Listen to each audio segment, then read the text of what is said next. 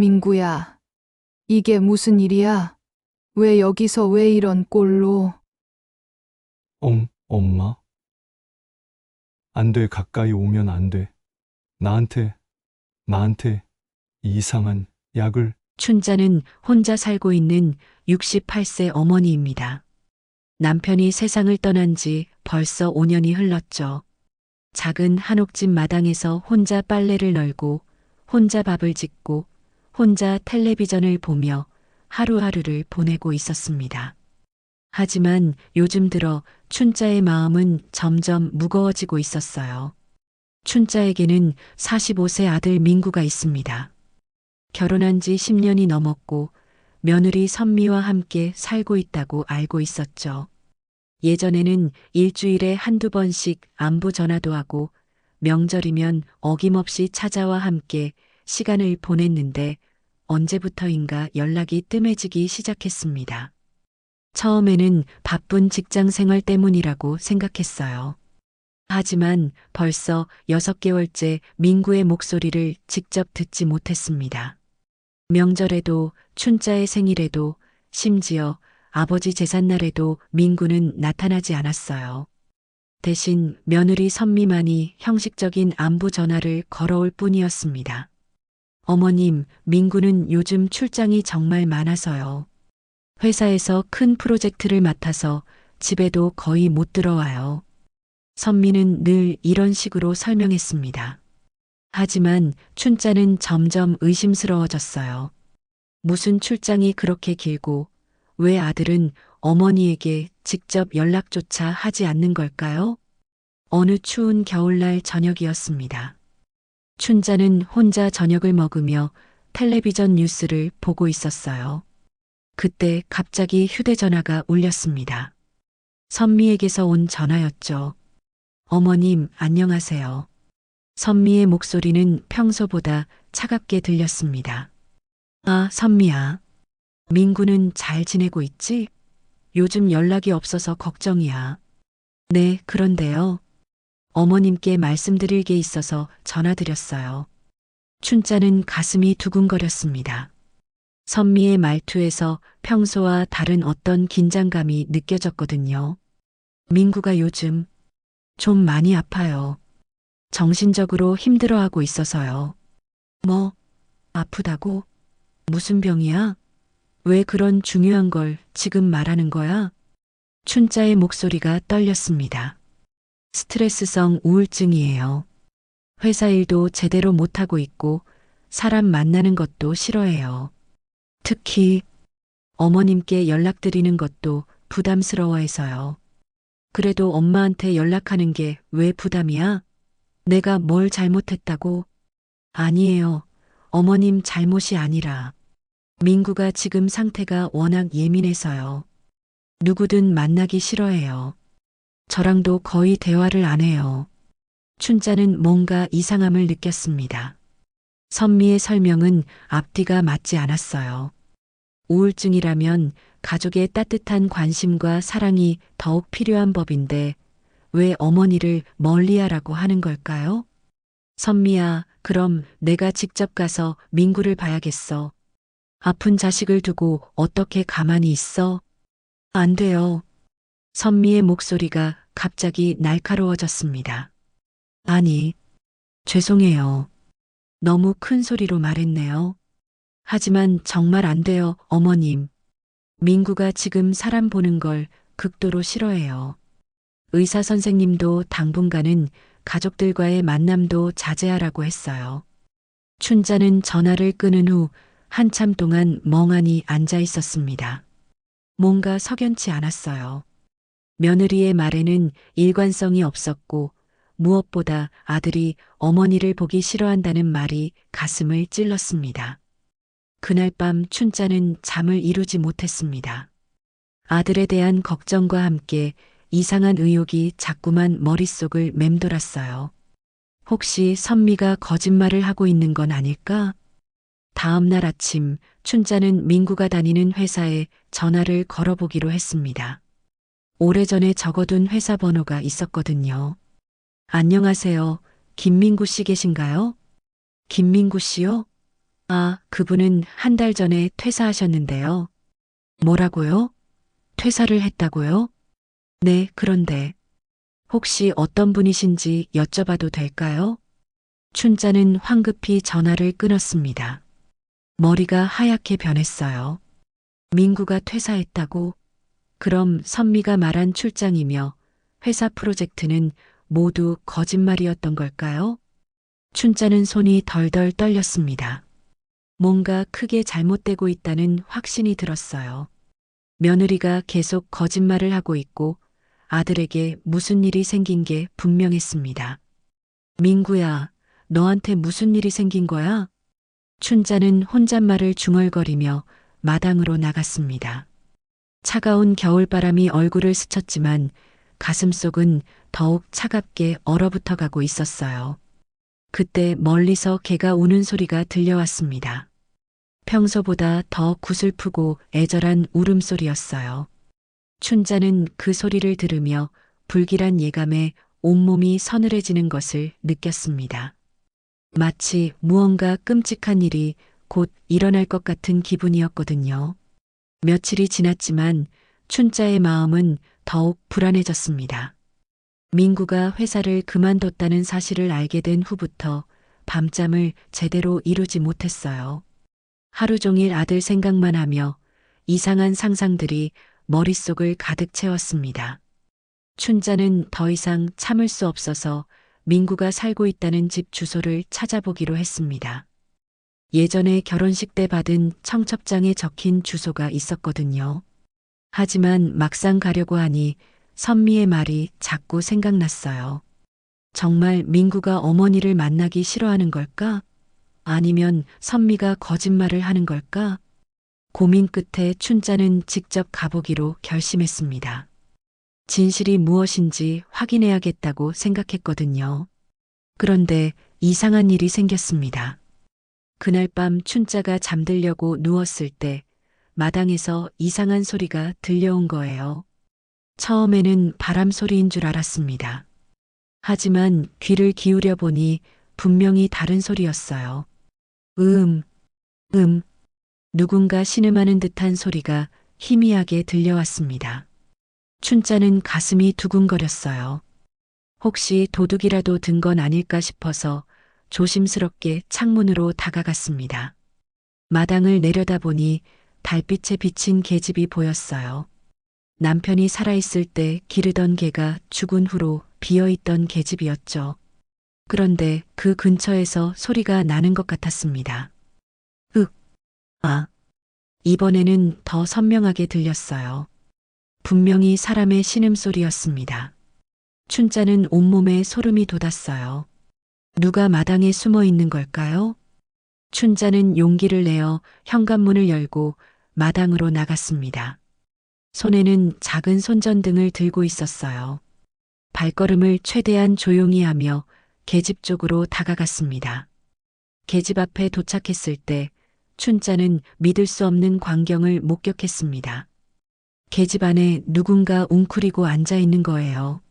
손전등 불빛을 비춰보니 남자의 뒷모습이었습니다. 머리카락은 헝클어져 있고 옷은 더러워져 있었어요. 누구세요? 춘자가 떨리는 목소리로 물었습니다. 그러자 그 사람이 천천히 고개를 돌렸어요. 춘자는 그 순간 기절할 뻔했습니다. 민구야? 바로 아들 민구였습니다. 하지만 춘자가 기억하는 민구의 모습이 아니었어요. 살은 빠져서 뼈만 남았고 눈은 깊게 꺼져 있었습니다. 수염은 덥수룩하게 자랐고 옷은 찢어져 있었어요. 엄마. 민구가 가까스로 입을 열었습니다. 목소리는 갈라져서 거의 들리지 않을 정도였어요. 민구야, 이게 무슨 일이야? 왜 여기서? 왜 이런 꼴로? 춘자는 급히 민구에게 다가가려 했습니다. 하지만 민구는 움츠러들며 뒤로 물러났어요. 안 돼. 가까이 오면 안 돼. 왜 가까이 오면 안 되는 거야? 엄마야, 민구야. 춘자의 눈에서 눈물이 쏟아졌습니다. 아들이 이런 상태가 된 이유를 알 수 없어서 더욱 참담했어요. 민구는 춘자를 바라보며 입술을 떨었습니다. 뭔가 말하려고 했지만 제대로 된 말이 나오지 않았어요. 마치 극도의 공포에 시달리는 사람처럼 보였습니다. 민구야, 대체 무슨 일이 있었던 거야? 왜 이렇게 됐어? 선미가. 민구가 간신히 몇 글자를 내뱉었습니다. 하지만 그 순간 집안에서 불이 켜지더니 선미의 목소리가 들려왔어요. 어머님? 어머님 어디 계세요? 춘자는 깜짝 놀랐습니다. 선미가 언제 왔는지도 몰랐거든요. 민구는 선미의 목소리를 듣자마자 더욱 움츠러들며 계집 깊숙이 들어갔습니다. 안 돼. 들키면 안 돼. 민구의 목소리에는 극도의 두려움이 담겨 있었어요. 어머님, 거기 계세요? 선미가 마당으로 나오고 있었습니다. 춘자는 황급히 민구를 가렸어요. 본능적으로 아들을 보호해야 한다는 생각이 들었거든요. 아, 선미야.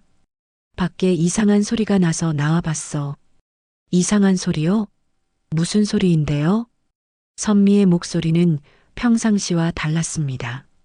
어딘가 경계하는 듯한 느낌이었어요. 고양이 우는 소리 같더라. 아무것도 없네. 춘자는 최대한 자연스럽게 말했습니다. 선미는 마당을 둘러보더니 고개를 끄덕였어요. 아, 그래요. 요즘 길고양이들이 많아서요. 그런데 어머님, 왜 이렇게 늦은 시간에 나오셨어요? 잠이 안 와서 바람이나 쐬려고. 감기 걸리시겠어요. 들어가세요.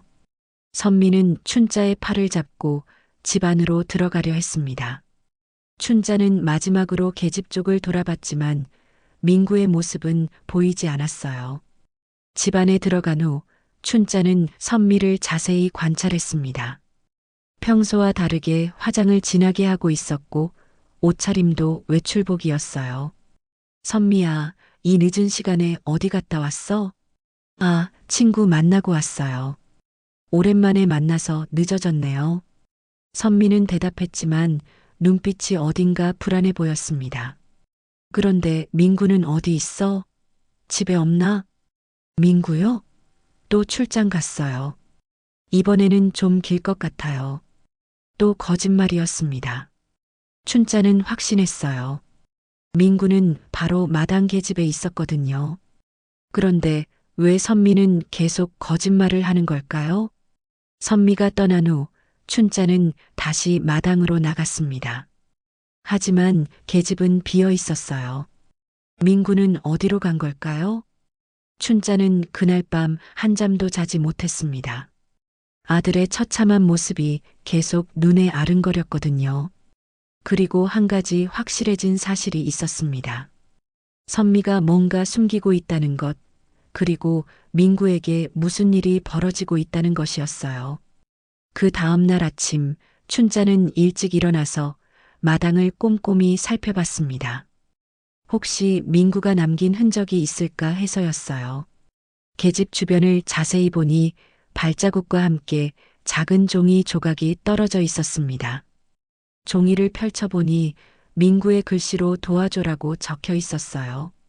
글씨는 떨리고 흐릿했지만 분명히 민구의 필체였습니다. 춘자는 가슴이 쿵쾅거렸어요. 아들이 정말로 위험에 처해 있다는 확신이 들었거든요. 춘자는 곧바로 경찰서에 신고하러 가려고 했습니다. 하지만 그때 현관문이 열리더니 선미가 들어왔어요. 평소보다 일찍 온 것 같았습니다. 어머님, 안녕하세요. 일찍 일어나셨네요. 아, 선미야. 너도 일찍 왔구나. 춘자는 종이 조각을 주머니에 재빨리 숨겼습니다. 어머님, 사실 어젯밤에 이상한 일이 있었어서 왔어요. 이상한 일? 민구가 집에서 사라졌어요. 어제 저녁에 분명히 있었는데 새벽에 보니까 없어진 거예요. 춘자는 깜짝 놀란 척했습니다. 하지만 속으로는 선미의 반응을 살펴보고 있었어요. 사라졌다고? 그럼 어디 간 거야? 모르겠어요. 요즘 정신 상태가 이상해서 집을 나가는 일이 종종 있었거든요. 혹시 어머님 댁에 오지 않았나 해서요. 선미의 말은 또다시 앞뒤가 맞지 않았습니다. 어제까지는 출장이라고 했다가 이제는 집에 있었다고 말을 바꾼 거예요. 아니, 여기는 안 왔는데? 그렇다면 어디로 갔을까요? 걱정이에요. 선미는 걱정하는 표정을 지었지만 춘자는 그 표정이 가짜라는 걸 알 수 있었어요. 진짜 걱정한다면 벌써 경찰에 신고했을 텐데 그런 기색은 전혀 없었거든요. 선미야, 그럼 경찰에 신고해야 하는 거 아니야? 아니에요, 어머님. 민구가 원래 이런 일이 많아서요. 며칠 지나면 돌아올 거예요. 며칠씩 집을 나가는 일이 많다고? 그런 얘기 처음 듣는데? 춘자가 따져 묻자 선미의 표정이 잠깐 굳어졌습니다. 아, 어머님께 걱정 끼치기 싫어서 말씀 안 드렸어요. 민구가 정신적으로 많이 힘들어해서 가끔 이런 일이 있거든요.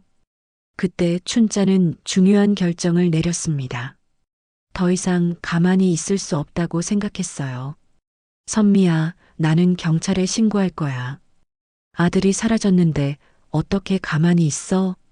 안 돼요. 선미가 갑자기 큰 소리를 질렀습니다. 춘자는 깜짝 놀랐어요. 왜 안 되는 거야? 내 아들인데. 죄송해요, 어머님. 너무 큰 소리 냈네요. 하지만 정말 안 돼요. 민구가 남들에게 알려지는 걸 극도로 싫어해요. 선미는 급히 춘자의 손을 잡았습니다. 그리고 사실은 민구가 좀 위험한 상태예요.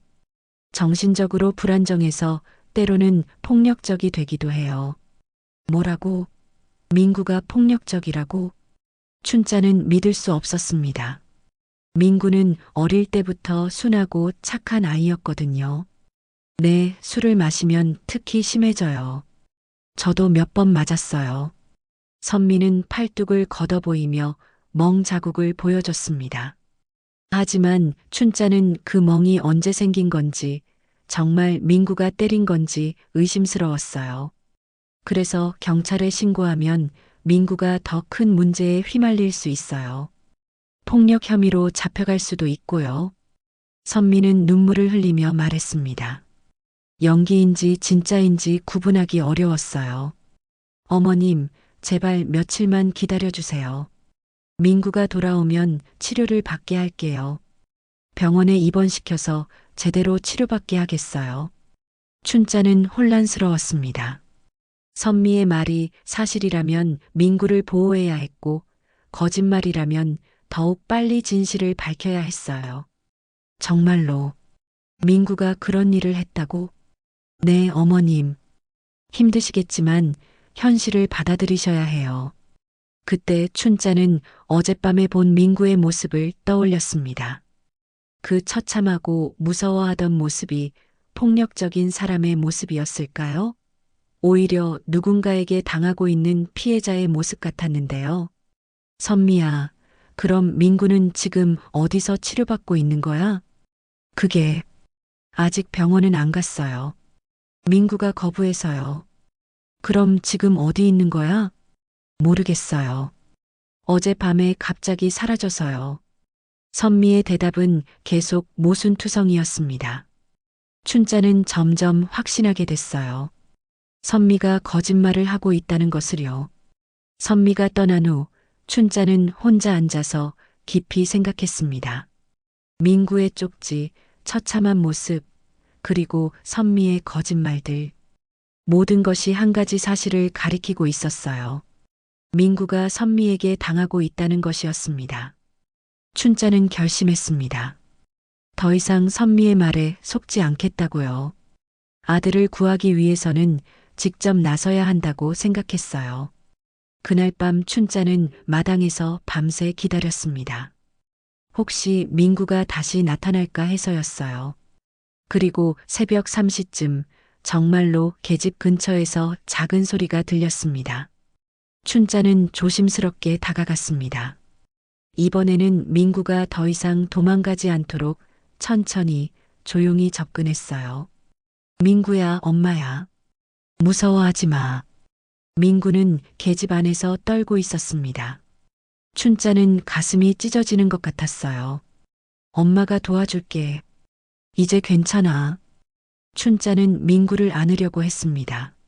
하지만 민구는 여전히 두려워하며 말했어요. 엄마, 선미가 나를. 그 순간 집안에서 불빛이 번쩍했습니다. 선미가 또 왔나 봅니다. 춘자는 이번에는 절대 민구를 놓치지 않겠다고 다짐했어요. 춘자는 재빨리 민구의 손을 잡고 집 뒤편 창고로 데려갔습니다. 선미가 오기 전에 민구를 안전한 곳에 숨겨야 했거든요. 창고는 오래된 농기구들이 쌓여 있어서 숨기에 좋은 곳이었어요. 민구야, 여기서 잠깐 숨어 있어. 엄마가 해결할게. 민구는 여전히 떨고 있었지만 고개를 끄덕였습니다. 춘자는 민구에게 담요를 덮어주고 물 한 컵을 건넸어요. 선미가 나한테 약을, 이상한 약을. 민구가 중얼거렸지만 말이 제대로 나오지 않았습니다. 춘자는 가슴이 아팠어요. 아들이 이렇게 고통받고 있었는데 모르고 있었다니요. 그때 현관문이 열리는 소리가 들렸습니다. 선미가 온 것 같았어요. 춘자는 급히 창고 문을 잠그고 집으로 들어갔습니다. 어머님, 안 주무세요? 선미가 거실에 서 있었습니다. 이번에는 평소와 다르게 화가 난 표정이었어요. 아, 선미야. 화장실 갔다 오는 길이야. 그런데 어머님, 혹시 마당에서 이상한 거 못 보셨어요? 선미의 목소리에는 의심이 가득했습니다. 이상한 거? 무슨 말이야? 아니에요. 그냥 물어본 거예요. 선미는 잠시 춘자를 빤히 쳐다봤습니다. 그리고는 부엌으로 가서 뭔가를 뒤지기 시작했어요. 뭘 찾고 있어? 아, 민구가 먹던 약이요. 혹시 여기 둔 게 있나 해서요. 춘자는 선미의 행동을 주의 깊게 살펴봤습니다. 약을 찾는다는 말이 계속 신경 쓰였거든요. 다음 날 아침 선미가 떠난 후 춘자는 창고로 달려갔습니다. 민구는 여전히 그곳에 있었지만 상태가 많이 좋아 보였어요. 민구야, 이제 괜찮아? 엄마, 고마워요. 오랜만에 편하게 잠들었어요. 민구의 목소리가 어제보다 훨씬 또렷했습니다. 민구야, 엄마한테 무슨 일이 있었는지 말해줄 수 있어? 민구는 잠시 망설이다가 입을 열었습니다. 선미가 이상한 약을 먹였어요. 처음에는 비타민이라고 했는데 먹고 나면 머리가 멍해지고 몸을 제대로 가눌 수 없었어요. 춘자는 화가 치밀어 올랐습니다. 그리고 술도 억지로 먹였어요. 저는 원래 술을 거의 안 마시는데 매일 소주를 한 병씩 먹이더라고요. 거부하면 민구가 말을 멈췄습니다. 거부하면 어떻게 했어? 때렸어요. 그리고 밥도 안 줬어요. 춘자는 눈물이 났습니다. 며느리가 아들을 이렇게 학대하고 있었다니요. 왜 엄마한테 연락하지 않았어? 핸드폰을 빼앗겼어요. 그리고 집 밖으로 나가지 못하게 했어요. 문을 잠가버리고 열쇠도 숨겼거든요. 민구는 소매를 걷어서 팔을 보여줬습니다. 곳곳에 멍 자국과 상처가 있었어요. 이 모든 상처가 선미가 한 거야? 네. 그리고 밤에는 계집에서 자라고 했어요. 집안에 있으면 냄새가 난다고. 춘자는 더 이상 참을 수 없었습니다. 바로 경찰서에 가서 신고하려고 했어요.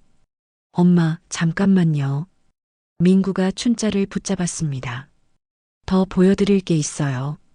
민구는 주머니에서 작은 수첩을 꺼냈습니다. 이게 뭐야? 제가 몰래 적어둔 일기예요. 선미가 저한테 한 일들을 기록해뒀어요. 춘자는 수첩을 받아서 읽어봤습니다. 내용이 너무 충격적이었어요. 3월 15일 선미가 또 이상한 약을 먹였다. 머리가 너무 아프다. 3월 20일 마이너스 오늘도 술을 억지로 먹였다. 토하니까 더 때렸다. 4월 2일 마이너스 밥을 3일째 안 줬다. 너무 배고프다. 4월 10일 마이너스 엄마한테 전화하고 싶다고 했더니 계집에서 자라고 했다. 일기는 몇 달치가 적혀 있었습니다.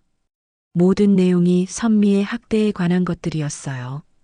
민구야, 이걸 왜 진작 보여주지 않았어? 무서웠어요. 선미가 이걸 발견하면 더 심하게 때릴 것 같아서요. 그때 춘자는 또 다른 충격적인 사실을 발견했습니다. 일기 뒷부분에 이런 내용이 있었거든요. 5월 1일 마이너스 선미가 다른 남자와 통화하는 걸 들었다. 내 명의로 된 집과 통장을 모두 자기 이름으로 바꾸려고 한다고 했다. 5월 5일 마이너스 선미가 나한테 서류에 도장을 찍으라고 했다. 거부했더니 밥을 안 줬다. 5월 10일 마이너스 서류에 억지로 도장을 찍었다. 뭔지 모르겠지만 재산과 관련된 것 같다. 춘자는 경악했습니다. 선미가 민구를 학대한 것뿐만 아니라 재산까지 빼앗으려 했던 거예요. 민구야, 이 서류들이 어디 있어? 선미가 가져갔어요. 그리고 며칠 전에는 생명보험 수익자를 바꾸라고 했어요. 생명보험 수익자를? 춘자는 소름이 돋았습니다.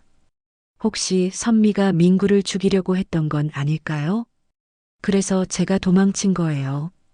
더 이상 견딜 수 없어서요. 민구는 눈물을 흘렸습니다. 엄마, 저 어떻게 해야 해요? 집에도 못 들어가고 돈도 없고. 춘자는 민구를 꼭 안아줬습니다. 괜찮아, 엄마가 있잖아. 이제 내가 혼자가 아니야. 춘자는 결심했습니다. 선미를 그냥 둘 수 없다고 생각했어요. 법적으로 처벌받게 하고 민구가 빼앗긴 재산도 되찾아야 했습니다. 민구야, 우리 이제 경찰서에 가자. 이 일기와 내 상처들이 모두 증거가 될 거야. 네, 엄마. 이제 더 이상 숨지 않을게요.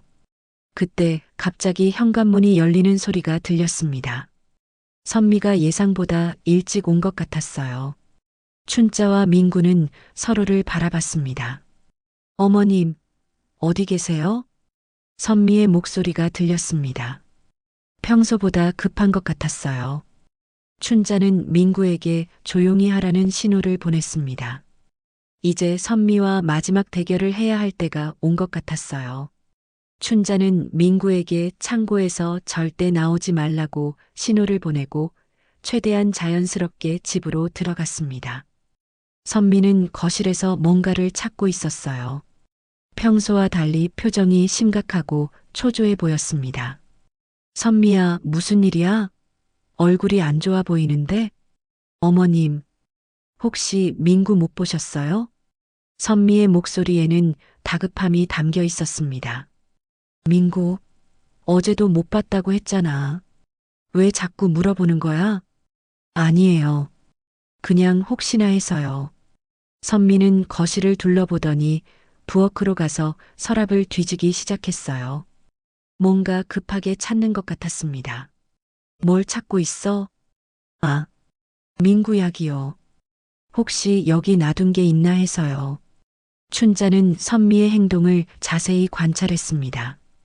약을 찾는다는 말에 민구가 했던 말이 떠올랐거든요. 이상한 약을 먹였다는 말이요. 무슨 약인데? 신경안정제요. 민구가 스트레스 때문에 먹고 있는 약이에요. 또 거짓말이었습니다. 춘자는 확신했어요. 선미가 약을 찾지 못하자 점점 더 불안해하는 것 같았습니다. 그리고는 갑자기 춘자에게 다가와서 말했어요. 어머님, 사실 제가 말씀드릴 게 있어요. 무슨 말? 민구가 정말 위험한 상태예요. 어제 저한테 칼을 들고 위협했거든요. 춘자는 깜짝 놀란 척했습니다. 칼을 들고 위협했다고? 네, 그래서 저도 무서워서 도망쳐 나온 거예요. 혹시 민구가 어머님 댁에 와서 해를 끼칠까봐 걱정돼서요. 선미는 눈물을 글썽이며 말했습니다. 하지만 춘자는 그 눈물이 거짓이라는 걸 알고 있었어요. 그렇게 위험하면 왜 경찰에 신고 안 해? 민구가 어머님 아들인데 감옥에 보낼 수는 없잖아요. 선미의 대답은 앞뒤가 맞지 않았습니다. 정말 위험하다면 경찰에 신고하는 게 당연했거든요. 어머님, 혹시 민구가 나타나면 절대 문 열어주시면 안 돼요. 바로 저한테 연락 주세요. 선미는 춘자의 손을 꼭 잡으며 말했습니다. 알겠어. 춘자는 대답했지만 속으로는 다른 계획을 세우고 있었어요. 선미의 거짓말을 증명할 방법을 찾아야 했습니다. 선미가 떠난 후 춘자는 중요한 결정을 내렸습니다. 선미의 진짜 모습을 확인하기 위해 몰래 녹음기를 설치하기로 한 거예요. 예전에 남편이 쓰던 작은 녹음기가 있었거든요. 춘자는 선미가 자주 앉는 소파 밑에 녹음기를 숨겼습니다. 그리고 창고로 가서 민구에게 상황을 설명했어요. 민구야, 선미가 또 거짓말을 했어. 내가 칼로 위협했다고 하더라. 그런 일 없어요, 엄마. 저는 칼 같은 거 만진 적도 없어요. 민구는 억울해했습니다. 나도 알아. 그래서 선미의 진짜 모습을 녹음으로 잡으려고 해. 좋은 생각이에요. 선미는 전화 통화할 때 본 모습을 드러내거든요. 그날 저녁 춘자의 계획이 성공했습니다. 선미가 집에 와서 전화 통화를 시작한 거예요. 춘자는 부엌에서 설거지를 하는 척하며 귀를 기울였습니다. 여보세요, 오빠예요. 선미가 누군가와 통화를 시작했습니다. 민구요? 아직 못 찾았어요. 어디 숨었는지 모르겠어요. 춘자는 가슴이 두근거렸습니다. 선미가 민구를 찾고 있다는 말이 거짓이 아니었던 거예요. 걱정 마세요. 어차피 갈 곳도 없을 거예요. 돈도 없고 신용카드도 다 정지시켰거든요. 선미의 목소리가 점점 차가워졌습니다. 진명의 이전은 언제 완료돼요? 춘자는 숨을 죽이고 들었습니다. 다음 주 화요일이요? 좋아요. 그럼 그때까지는 민구를 찾아야겠네요. 통장은 이미 다 제 명의로 바꿨어요. 생명보험도 수익자 변경 서류 받았고요. 춘자는 충격을 받았습니다. 선미가 정말로 민구의 모든 재산을 빼앗고 있었던 거예요. 민구가 죽으면요? 당연히 제가 다 받죠. 남편이니까. 춘자는 그 말을 듣고 온몸이 차가워졌습니다. 선미가 민구의 죽음까지 바라고 있다는 뜻이었거든요. 걱정 마세요, 오빠. 민구는 이미 폐인이나 다름없어요. 술과 약으로 정신도 못 차리고 있고 누가 봐도 알코올 중독자예요. 만약 경찰이 와도 민구가 정신 이상자라고 하면 돼요. 증거도 다 있고요. 선미는 웃으면서 말했습니다. 그 웃음소리가 춘자에게는 악마의 웃음으로 들렸어요. 어머니요? 그 늙은이는 신경 쓸 필요 없어요. 어차피 민구 얘기만 하면 금방 속아 넘어가거든요. 춘자는 분노로 온몸이 떨렸습니다. 아, 그리고 오빠. 내일 만날 수 있어요? 민구 없으니까 오랜만에 자유롭네요. 춘자는 더 이상 참을 수 없었습니다. 하지만 녹음을 계속해야 했어요. 더 많은 증거가 필요했거든요. 민구가 나타나면 어떻게 할 거냐고요? 당연히 다시 가둬놓죠. 이번에는 더 안전한 곳에요. 지하실이요. 아무도 못 찾을 거예요. 춘자는 소름이 돋았습니다. 선미가 민구를 지하실에 가두려고 했다니요. 오빠 걱정 마세요. 곧 모든 게 정리될 거예요.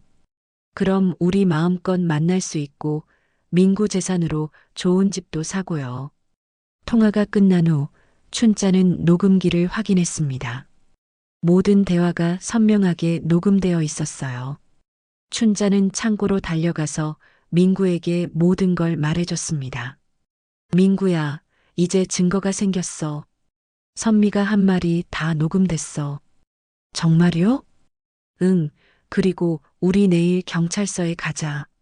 더 이상 미룰 수 없어. 민구는 고개를 끄덕였습니다. 엄마 고마워요. 엄마가 아니었으면 저는 정말 죽었을 거예요. 우리 민구, 이제 괜찮을 거야. 엄마가 끝까지 지켜줄게. 하지만 춘자는 아직 한 가지 더 확인하고 싶은 게 있었습니다. 선미가 말한 다른 남자가 누구인지, 그리고 지하실이 어디에 있는지 알아내야 했어요. 춘자는 마지막 작전을 계획했습니다. 선미를 완전히 함정에 빠뜨릴 계획이었어요. 다음 날 아침, 춘자는 일찍 일어나서 중요한 준비를 시작했습니다. 선미를 완전히 함정에 빠뜨리기 위해서는 완벽한 계획이 필요했거든요. 우선 이웃집 할머니에게 부탁을 드렸어요. 김할머니, 부탁이 하나 있어요. 무슨 부탁인데? 오늘 저녁에 우리 집에서 이상한 일이 생기면 경찰에 신고해 주세요. 김할머니는 의아해했지만 춘자의 간절한 부탁에 알겠다고 했습니다. 춘자는 또한 민구의 상처 사진을 찍었어요. 그리고 일기장과 녹음 파일을 안전한 곳에 보관했습니다. 만약의 경우를 대비해서였죠. 민구야, 오늘 밤이 마지막이야. 선미의 정체를 완전히 밝혀낼 거야. 엄마, 위험하지 않을까요? 괜찮아. 엄마가 다 계획해뒀어. 춘자는 민구에게 자세한 계획을 설명했습니다. 선미가 오면 민구는 창고에서 나와서 마당에 나타나기로 했어요. 그러면 선미가 본색을 드러낼 거라고 생각했거든요. 저녁 7시쯤 선미가 찾아왔습니다. 평소보다 일찍 온 것 같았어요. 어머님, 안녕하세요. 선미야. 오늘은 일찍 오네? 네, 민구 소식이 궁금해서요. 혹시 연락 온 거 없어요? 춘자는 이미 준비된 대답을 했습니다. 아니, 없었어. 그런데 선미야, 너 요즘 많이 힘들어 보이네. 괜찮아요. 그런데 어머님, 그때 마당에서 발소리가 들렸습니다. 민구가 계획대로 나타난 거예요. 누구세요? 춘자가 일부러 큰 소리로 물었습니다. 엄마, 저예요. 민구의 목소리가 들리자 선미의 얼굴이 순간 굳어졌어요. 민구가 온 거야? 춘자는 현관문을 열려고 했지만 선미가 막아섰습니다. 안 돼요, 어머님. 문 열면 안 돼요. 왜? 내 아들인데 왜 못 만나? 위험해요. 어제 말씀드렸잖아요. 선미는 춘자를 밀어내고 문을 확실히 잠갔습니다. 그 순간 선미의 본 모습이 드러나기 시작했어요. 어머님, 민구한테 속으시면 안 돼요. 저 인간은 정말 위험한 놈이에요.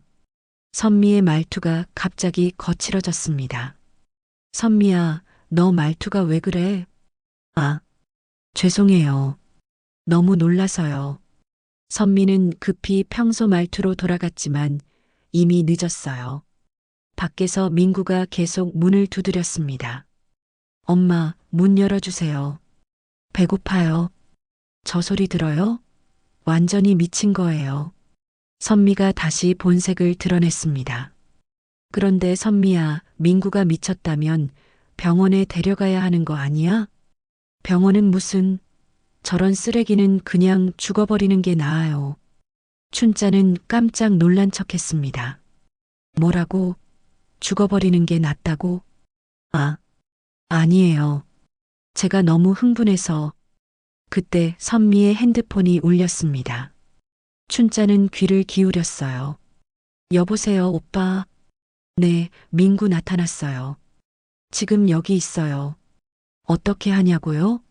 당연히 데려가야죠. 선미는 전화를 받으며 점점 본 모습을 드러냈어요. 지하실 준비 다 됐어요? 좋아요. 이번에는 절대 못 나오게 할 거예요. 춘자는 모든 대화를 듣고 있었습니다. 네, 어머니는 신경 쓰지 마세요. 어차피 늙어서 기억력도 안 좋고 민구가 미쳤다고 하면 믿을 거예요. 통화를 마친 선미가 춘자에게 돌아왔습니다. 어머님, 제가 민구를 데려갈게요. 어디로 데려간다고? 병원이요. 정신병원에 입원시킬 거예요. 선미는 거짓말을 했지만 춘자는 이미 진실을 알고 있었어요. 그럼 나도 같이 가겠어. 안 돼요. 어머님은 집에 계세요. 선미의 목소리가 갑자기 위협적으로 변했습니다. 왜 안 되는데? 내 아들인데. 시끄러워요. 어머니는 가만히 있기나 해요. 선미가 완전히 본색을 드러냈습니다. 이제 더 이상 연기를 하지 않았어요. 너 지금 뭐라고 했어? 이제 그만해요, 어머니. 민구는 제가 처리할 테니까 신경 쓰지 마세요. 선미는 부엌에서 큰 칼을 들고 나왔습니다. 혹시 방해하시면 어머니도 가만히 안 둘 거예요. 춘자는 무서웠지만 계획을 계속 진행했습니다. 선미야, 너 정말 미쳤구나. 민구한테 그동안 뭘 한 거야? 뭘 했냐고요? 당연히 길들인 거죠. 바보로 만들어서 재산 다 뺏고 마지막에는 죽여버릴 거예요. 선미가 모든 걸 자백했습니다. 그리고 어머니도 곧 죽을 텐데 뭘 그렇게 오지랖이세요?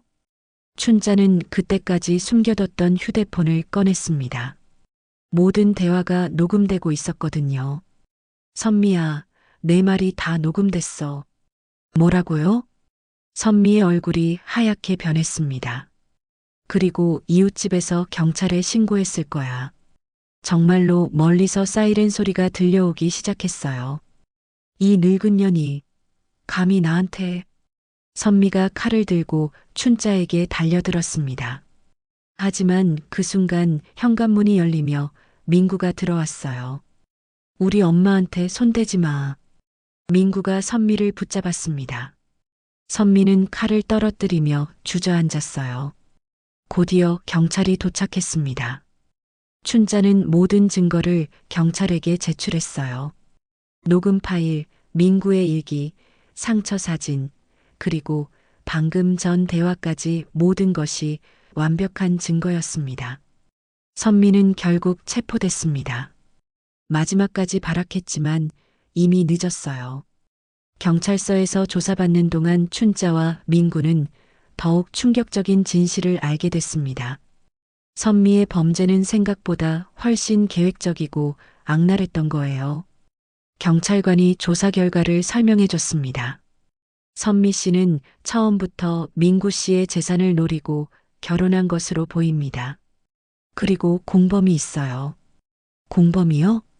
춘자가 깜짝 놀라며 물었습니다. 네, 선미 씨의 남자친구입니다. 이 남자가 모든 계획을 세웠고 선미 씨가 실행한 거죠. 민구가 떨리는 목소리로 말했습니다. 그럼 저랑 결혼한 것도 처음부터 계획이었던 거예요? 그렇습니다. 선미 씨는 민구 씨를 만나기 전부터 재산 상황을 조사했어요. 그리고 결혼 후 바로 계획을 실행에 옮겼습니다.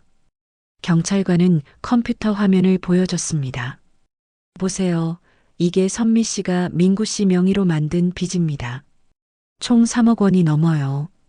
춘자는 기절할 뻔했습니다.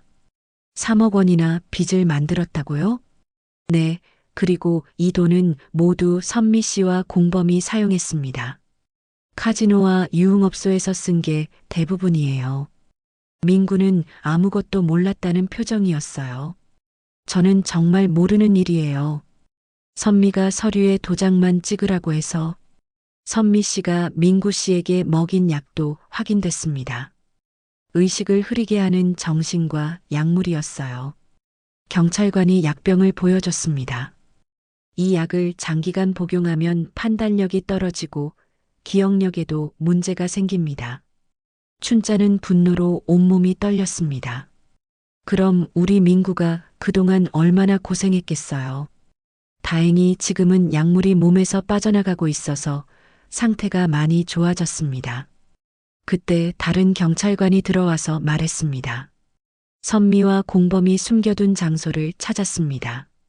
지하실에서 추가 증거들을 발견했어요. 무슨 증거요? 민구 씨를 감금할 때 사용한 수갑과 체인, 그리고 폭행에 사용한 도구들입니다. 민구는 그 말을 듣고 몸을 떨었습니다. 거기가 저를 가두려던 곳이에요. 춘자는 민구의 손을 꼭 잡아줬습니다. 이제 괜찮아, 민구야. 모든 게 끝났어. 경찰관이 계속 설명했습니다. 그리고 선미 씨의 핸드폰에서 민구 씨 살해 계획도 발견됐습니다. 춘자는 소름이 돋았습니다. 살해 계획이요? 네, 민구 씨를 알코올 중독으로 만든 후 사고사로 위장해서 죽일 계획이었습니다. 그럼 생명보험금을 받으려던 거네요. 맞습니다. 보험금은 5억 원이었어요. 민구가 충격을 받아 말을 못했습니다. 저를 정말 죽이려던 거예요? 다행히 춘자 어머님께서 발견해 주셔서 막을 수 있었습니다. 경찰관은 춘자를 칭찬했습니다. 어머님의 기지와 용기가 아들의 생명을 구한 거예요. 며칠 후 법원에서 선미의 재판이 열렸습니다. 춘자와 민구는 증인으로 출석했어요. 선미는 법정에서도 끝까지 변명을 늘어놨습니다. 저는 민구를 사랑했어요. 단지 민구가 술을 너무 많이 마셔서. 하지만 검사가 증거들을 제시하자 선미는 할 말이 없어졌어요. 피고인은 계획적으로 피해자를 속이고 학대하고 재산을 가로챘습니다. 그리고 살해까지 계획했습니다. 춘자는 증언대에 서서 당당하게 말했습니다.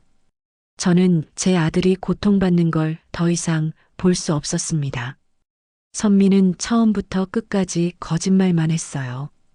민구도 떨리는 목소리로 증언했습니다. 선미는 저를 사람 취급하지 않았어요.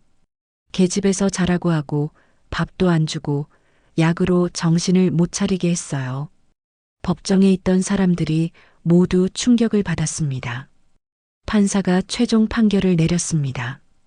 피고인 선미는 사기, 폭행, 감금, 살인 예비 등의 죄로 징역 15년을 선고합니다. 선미는 그제서야 무너져 내렸습니다. 하지만 이미 늦었어요. 그리고 피고인이 가로챈 모든 재산은 피해자에게 돌려주도록 하겠습니다. 재판이 끝난 후 춘자와 민구는 법원 앞에서 서로를 꼭 안았습니다. 엄마, 정말 고마워요. 엄마가 아니었으면. 우리 민구, 이제 정말 끝났어. 앞으로는 행복하게 살자. 민구의 눈에서 눈물이 흘렀습니다. 하지만 이번에는 기쁨의 눈물이었어요. 엄마, 저 이제 새로운 인생을 시작할게요. 그래, 엄마가 도와줄게. 그날 저녁 춘자는 오랜만에 마음 편히 잠들 수 있었습니다. 아들을 구해냈다는 안도감과 함께 새로운 희망이 생겼거든요. 민구도 창고가 아닌 따뜻한 집에서 편안히 잠들었습니다. 악몽 같았던 시간이 드디어 끝난 거예요. 6개월이 지났습니다. 춘자와 민구는 완전히 새로운 삶을 시작했어요. 선미 때문에 빼앗겼던 재산도 대부분 되찾았고 민구의 건강도 많이 회복됐습니다. 가장 중요한 건 민구가 다시 웃을 수 있게 된 거였어요. 민구는 매일 아침 일찍 일어나서 춘자와 함께 아침 운동을 했습니다. 공원을 산책하며 이야기를 나누는 시간이 둘 다 가장 행복한 순간이었어요. 엄마, 오늘 날씨 정말 좋네요. 그러게, 우리 민구 얼굴도 날씨만큼 밝아졌어. 춘자는 아들의 건강해진 모습을 보며 뿌듯했습니다. 예전에 밝고 따뜻한 민구가 돌아온 거예요. 엄마, 제가 하고 싶은 일이 생겼어요. 무슨 일이야? 꽃가게를 해보고 싶어요. 엄마랑 함께요. 춘자는 깜짝 놀랐습니다. 꽃가게? 갑자기 왜? 요즘 공원에서 꽃들을 보면서 생각했어요. 꽃은 사람들에게 희망을 주잖아요. 저도 힘들 때 꽃을 보면 마음이 편해졌거든요.